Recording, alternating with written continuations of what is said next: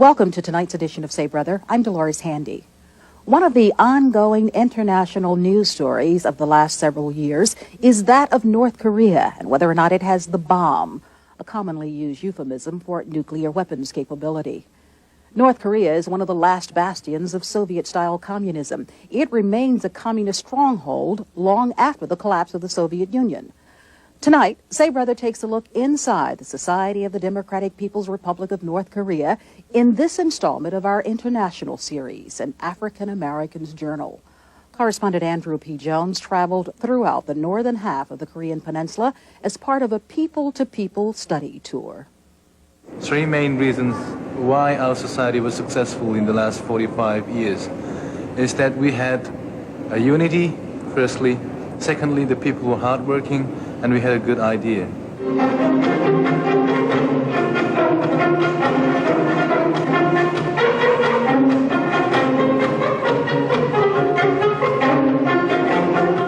I just would like to call upon the U.S. to allow the people of the world to live in peace, to allow the Korean people to live in peace.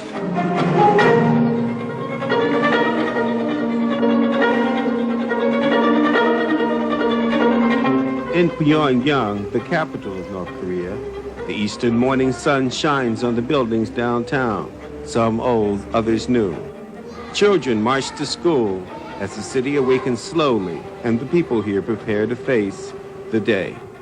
What were the children singing? I think they were singing one of the revolutionary songs composed during the anti-Japanese Revolutionary War. Actually, the guerrillas composed many songs, and the content of the song reads that the coward, you may go if you like, but we'll stay here forever, holding high the banner of revolution, something like that. 이제 시기에 저는 흑인들을 많이 보기도 했거니와 심리학자를 이제 죽이기도 했고 또 포로도 했습니다. During the wartime, I saw many black men.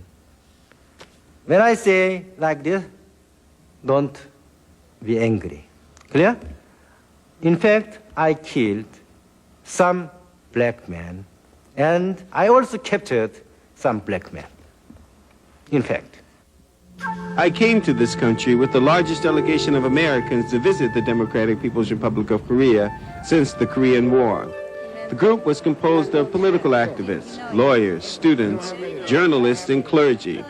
The idea was for those of us from the West to get acquainted with our counterparts in the East, come together with a consensus on the reunification of Korea, and make a statement against the possible outbreak of a nuclear war. We wanted to organize a delegation that was reflective of the progressive movement in the United States and would be respectful too and be able to show solidarity to the Koreans.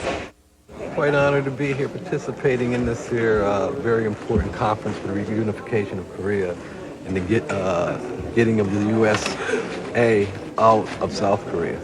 For me, this is a great experience. I mean, I will go back to the United States and I will be able to discuss with young Americans in a very intelligent manner what the issues are that concern the Korean people.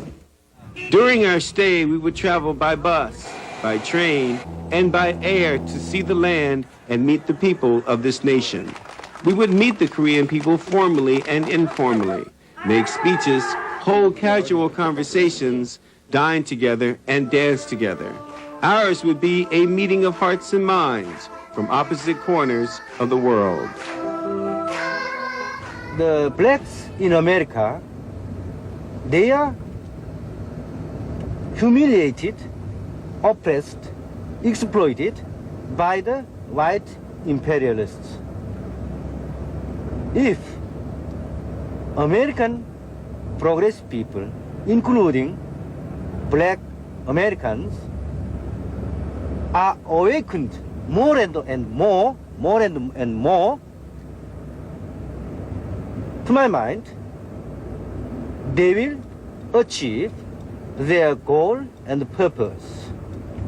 So, at present, to my mind, what is most important task for progressive journalists, including Andrew Jones and other writers and journalists, correspondents, is to awaken the people consciously and purposefully. Like my distinguished comrades, I too have only been here a few days. I feel, however, that this country is my home. Because in the Korean eyes, in the eyes of the Korean people, I see a love of humanity that I can only hope for in my own country. I am a black man. My skin is the color of the summer earth, the color of the bark of the tree, of the night, the full moon, and the dancing stars. No, see, this is like a hip-hop interpretation of the joint. You know, like we've been down with this thing for like a week, right? And my thing is that, you know, like when socialists talk about socialism, they always talk about when Marx farted and when Lenin had to go to the bathroom and all this kind of stuff.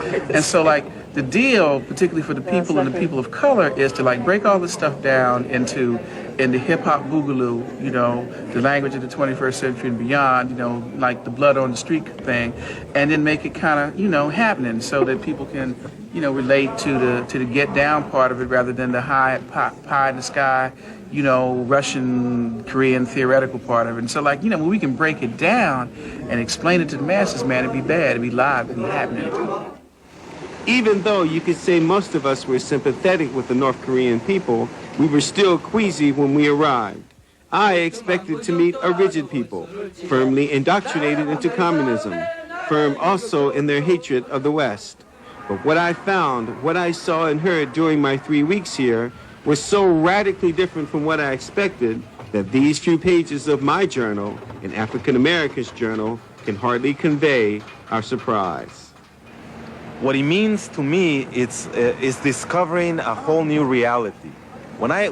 Before coming to North Korea, I had been bombarded, and I was concerned about this notion that this country, it's a backward country, a country where everybody's mind is controlled, a country where there's no creativity, a country where people can't think for themselves, where there's a cult of the personality, a country where everybody's repressed and living conditions are very, very terrible. So coming here and seeing the reality as I perceive it means that there's something very different, something very new taking place here, something from which we can learn a lot. Certainly, I don't think that any of us in the United States want to live like here. You know, this is not our lifestyle. I mean, this is not our tradition. This is not our history. But I think that on matters of substance, there is a hell of a lot that we can learn from a country like this.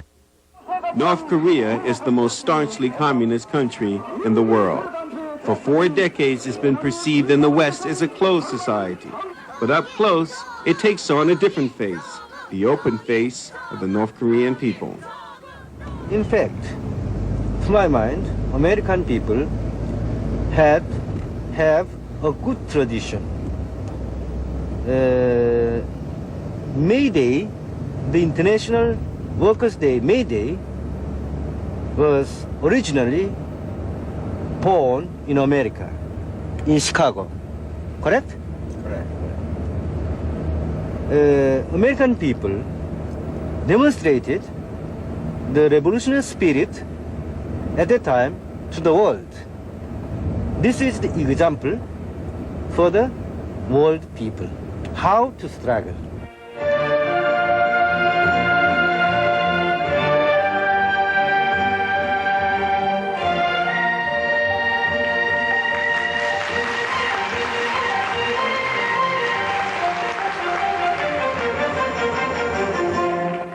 The Koreans say the individual is at the center of society.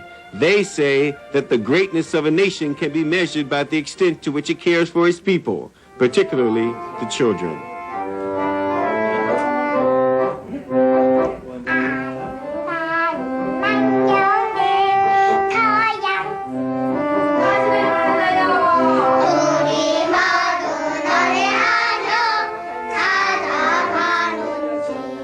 How did do people appear to you? Do people appear repressed? Or? No, they're very relaxed, at ease, leisurely pace, children playing everywhere, on the countryside, in the streets. Look at them. Wonderful. In Korea, as in most communist countries, education is free. Hello, good morning. I'm me. Are you Bill Jones? Yes, I am. How are you? Fine, thanks. How is Ellen? She's very well, thanks. Good afternoon, Mr. Green. Good evening, Miss Brown. How are you this evening? Good night, Pam. Goodbye, Jones. See you tomorrow. We're very people conscious. We're very people conscious. How can you tell? You just look around. I mean, everywhere there's an image of, a worker, a farmer, women. Women are in every single image that I see displayed, which tells me that women have a very important role in society. And it's just ordinary people in very grand kind of situations. This woman is in charge of this medical facility, one of several in the country devoted to women's health care. North Koreans say their infant mortality rates are among the lowest in the third world. And as all of you know, the dental hygiene is very important for pregnant women. And of course, some women are in hospital just to give birth to their babies. But in that case, if they have some problem, in that case, they also come to this place and are treated free of charge. Stretching 7 miles across the mouth of the Taedong River and named the West Sea Barrage by the Koreans, the world's longest dam separates fresh water on the right from salt water on the left. It was built by soldiers whom the Koreans say must be kept mobilized because of the constant threat of war. About 30,000 soldiers were mobilized. What's the function here? What does it do? The function of this varies are four. First, we can utilize the fresh water for the irrigation of agriculture. We can collect vast water here and supply this water to the paddy field and non-paddy field. Hoping to co-host the 1998 Olympics with their counterparts in the South, the Koreans have built lavish sports facilities in the capital city. Now, young athletes hone their skills in sports like swimming, table tennis, track, and field. There is a saying in the East that you can make a man work, but you can't make him sing. As for training in the arts, well, musicians have a way of speaking for themselves.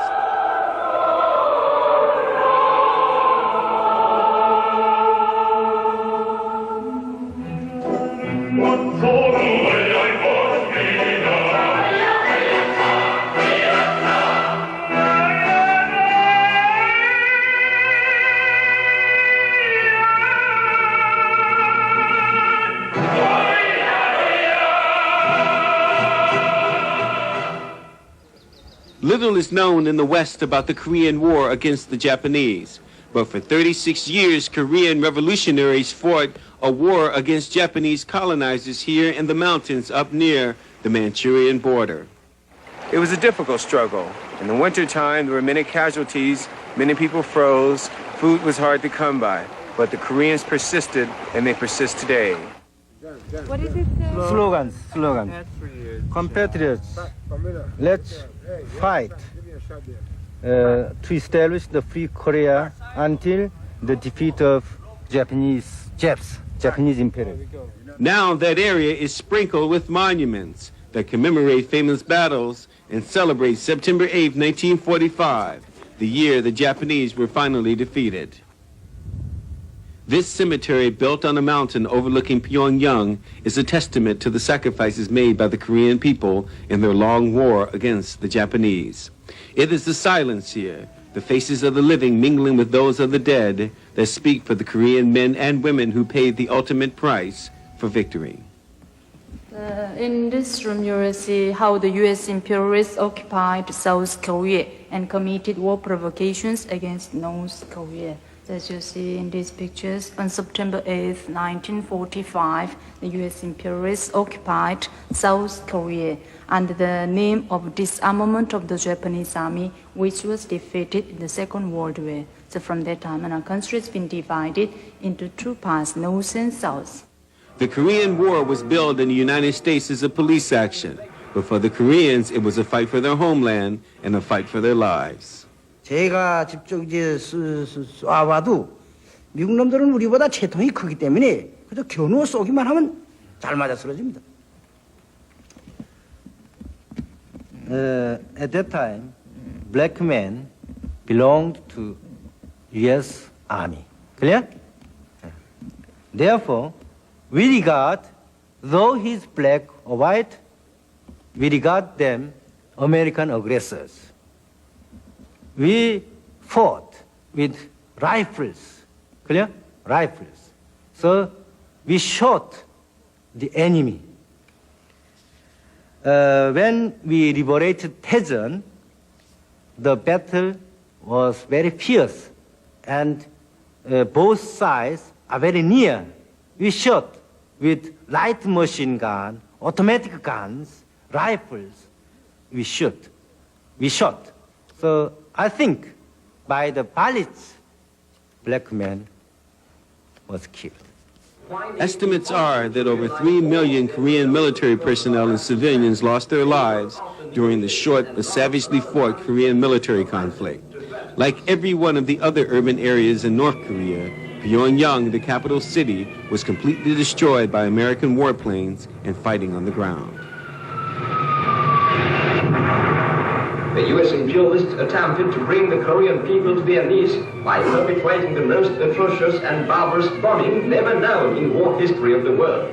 What's amazing here is that in the DPRK, they have been able to reconstruct their country basically with their own resources and their own expertise. Comparing that to my understanding of the South, where the dependence and reliance on the multinationals have been very, very substantial. And if they departed suddenly, you could have a collapse. And so for a long term, the situation here is obviously much more stable. We rebuilt this city only for 40 years because in 1950, this city was utterly destroyed. By who? By the war. By the war. Since the war, the Koreans have built new housing, roads, bridges, hospitals, and dams, embarking on massive construction projects, sometimes erecting whole streets at a time. This is Cholima Street. Cholima Street. Cholima Street? Cholima Street. It was built in 1970. And that is the People's Cultural Hall, Palace. People's Cultural Palace. The Korean society is built upon the Juche idea, an idea that stresses self-reliance and self-determination, a philosophy that places the individual at the center of a tightly organized collective. Loosely translated, it means one for all and all for one. Man, I'm talking about school is in and there's the bell. We heard the bell, we saw the bell, we danced with the bell, we experienced the bell. The bell is it. Juche is what's happening on this planet, y'all. Our people are united formally around the party and the leader. And our people rose like one man to rebuild this city and other cities of the country. Now, Pyongyang is a showpiece in the communist world, with wide tree-lined streets, neon lights that brighten the city at night, an attractive subway system, and topped off at 105 stories, what will soon be the world's tallest hotel. North Korea even has a movie industry that has a long tradition and is still growing. 시작! 너 정신 나갔니? Cut!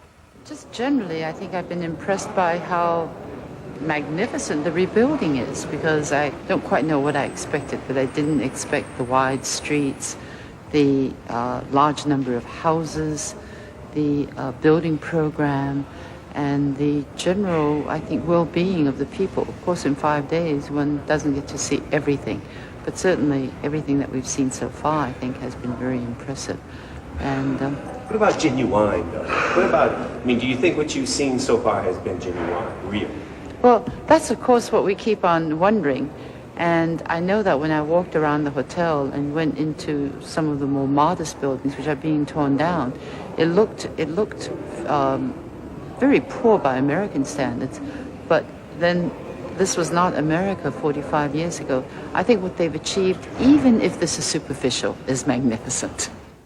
The fighting ended here at an armistice that was negotiated between the Koreans and the Americans. The first time the Americans had been drawn to the table by an enemy to seek a surrender that was conditional. Displays in this museum show evidence of the Cold War not presented to the American people. Captured planes, a replica of the Pueblo, and an intact helicopter speak of espionage activity that continued long after the Korean War ended. Here, these are the fighters of the U.S. Imperial Salvation Army, which was shot down by us after the Korean War in 1964. The Koreans say the Vietnam War fought just to the south. The use of the bomb by the United States military against Japan and the massive number of nuclear weapons and troops stationed in South Korea are the reasons why they must remain prepared for nuclear war. Perhaps more than anything else, the most striking symbols in Korea are those of this man, Kim Il-sung, the undisputed leader of the Korean people. If people unite firmly around the party and the leader, they can do everything. The great leader was born on April 15, 1912, and spent his childhood here. And his revolutionary family had lived for generations. The middle picture is the great leader, Comrade Kim Il-sung, entered the age of 13. We need all this, firstly, because we really respect, say, our leader, and secondly, because it is necessary for the unity of the society, to educate the people, what their leader is. Critics in the West call him a dictator, but to the Korean people, he is no different from a Nelson Mandela, Martin Luther King, John Kennedy, or the British royal family, someone whose family symbolizes the enormous sacrifices made by people trying to build a nation. The Democratic People's Republic of Korea is a nation which has had to live with the scars left over from war. The longest is the 38th parallel, a demilitarized zone that stretches 250 kilometers across the width of the Korean peninsula. It runs through the buildings and it turns to the south at that camera post, and then it goes down to the south to that forest, and it goes to the north again. 북쪽이 저쪽이고 남쪽이 저쪽이야. So it means that this part of area is north and that part is south. It's also ironic that the black troops who come to this Korean border to protect somebody's interests, when they get back home, still face racism, discrimination, denial of opportunity in America. And I don't know who defends them, which troops they have to defend them. We need some troops in America defending Americans. I think that the irony is that when the U.S. claims to defend democracy, they certainly can't say that they're defending democracy in a military dictatorship in South Korea. When they say that they're defending freedom, they certainly can't talk about freedom in terms of the great majority of black and oppressed people in the United States that are really not free to enjoy the kind of life that they need to. And I think that, as Wilhelm said, it's a very clear indication of the fact that billions of dollars of profit are used to prop up dictatorships, when that money used to keep these troops stationed here would be better served developing areas of the United States that are in need of development, providing development funds for the rest of the world, basically supporting life rather than supporting military occupation. So I am in great and deep solidarity with the Korean people in their desire to reunify their country, and in the understanding that that cannot happen until the U.S. military presence is gone. If they sit idly, we don't know about Korea. If there is nuclear bombs exploded or not, we don't know. In this case, okay. In that case, only the sacrifice. Who will be sacrificed? Only the Korean nation. So we oppose. When there is the war, only the Korean people will be sacrificed. Right. Other big countries will sit idly. In this case, why North and South, one nation must fight? don't stop the fighting. Let's make peace. So our government proposed to South Korea, let's take non-aggression declaration. North will not attack South, and South will not attack. This declaration should be published in the world. First, then America, we propose, let's make peace treaty of peace. Don't attack each other. Will not interfere your internal affairs. You see, don't interfere our internal affairs. The issue closest to the hearts of the Korean people is reunification. In the North, rallies for reunification are sanctioned and actually promoted by the DPRK government, which is seeking to reunite some of the 2 million families separated by the war. For 40 years, the separated family members didn't exchange any letters to their family members. It means that Korea is one, and the North and South people are the same homogeneous nation. It is here in the northern part of this country, atop Mount Paktusan, that the current revolution of the Democratic People's Republic of Korea had its beginnings. It is here also that our journey to this great nation comes to an end. We've seen what the Korean people have built since the revolution, but here you get the feeling of what it really took, the struggle that it took to win the victory, to be able to build the country that they built. It's very moving. I have left you then with these few pages from an African American's journal. Portraits of the Democratic People's Republic of Korea, a people who are supposed to be our enemy, but who treated me and those like me as their friends. There are no artificial boundaries from such a elevated place as here. Korea is truly a beautiful place, and from this wondrous mountain, they have the right for self-determination. They have the right to be free. They have the right to be one nation and one people. This is Andrew P. Jones reporting from the Democratic People's Republic of Korea. Josana Hanada, peace.